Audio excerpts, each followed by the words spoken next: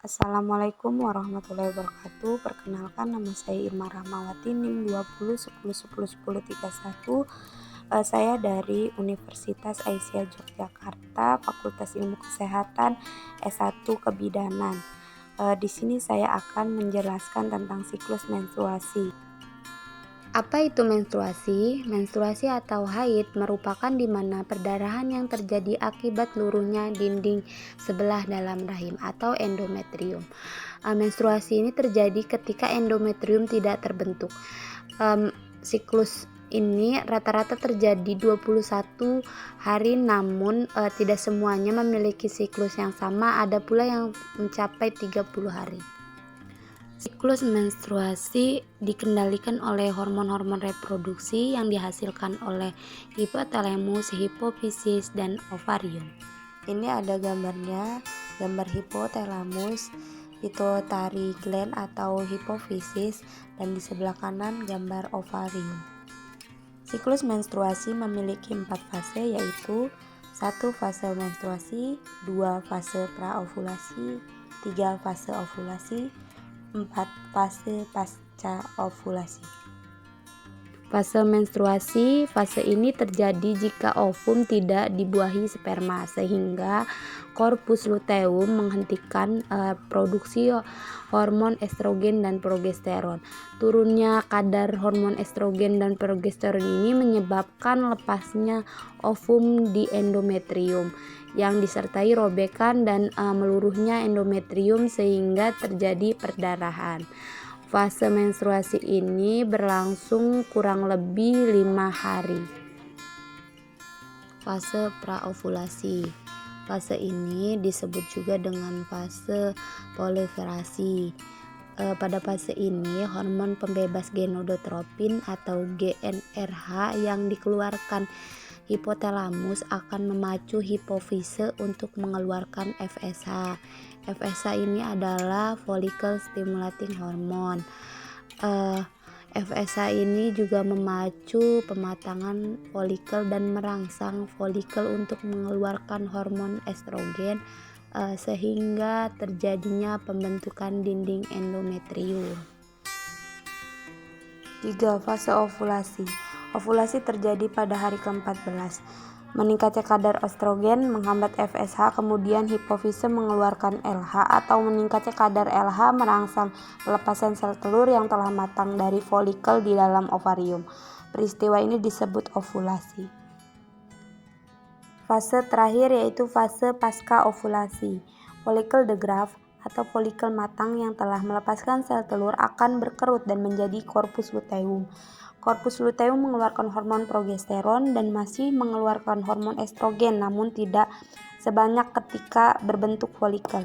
Jika tidak terjadi pembuahan, korpus luteum akan berubah menjadi korpus albikan yang hanya sedikit mengeluarkan hormon, sehingga kadar progesteron dan estrogen menjadi rendah. Keadaan ini menyebabkan terjadinya menstruasi. Demikian seterusnya. Selanjutnya saya akan menunjukkan gambar pertumbuhan folikel. Folikel ini ada 4 ya. Folikel pertama yaitu folikel primordial. Setelah menjadi folikel primordial, berlanjut menjadi folikel primer. Setelah menjadi folikel primer, lanjut menjadi folikel sekunder, dan yang terakhir yaitu folikel de Graaff. Nah, di folikel de Graaff ini cairan yang kayak estrogen yang bulatan putih itu dia menekan dan mengakibatkan ovum keluar dari folikelnya. Jadi ovum dilepaskan.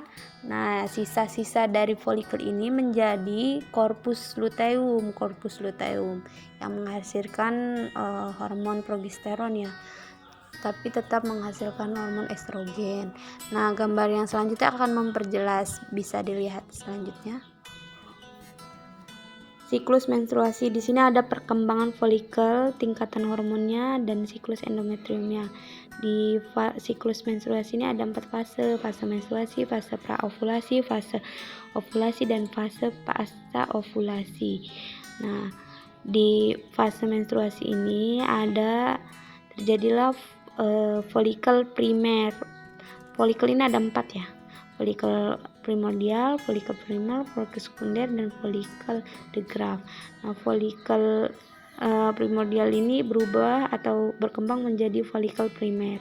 Di folikel primer ini dia berubah menjadi folikel sekunder. Perubahan ini akibat dari hormon FSH dan LH yang membantu estrogen untuk perkembangan folikel tersebut.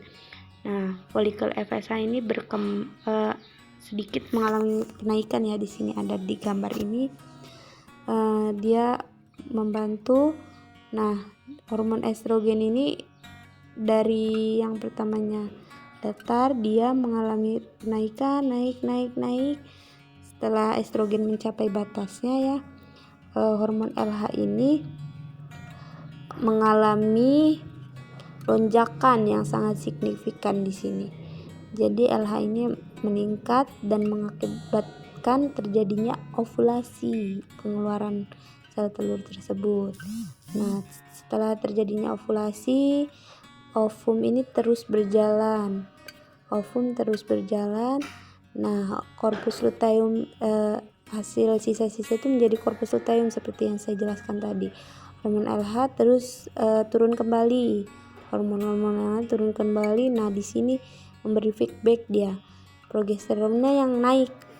Progesteron naik akibat dari korpus luteum ini memproduksi progesteron. Dia juga tetap memproduksi hormon estrogen untuk mempertebal dinding endometrium tersebut. Dia mengalami penebalan di hari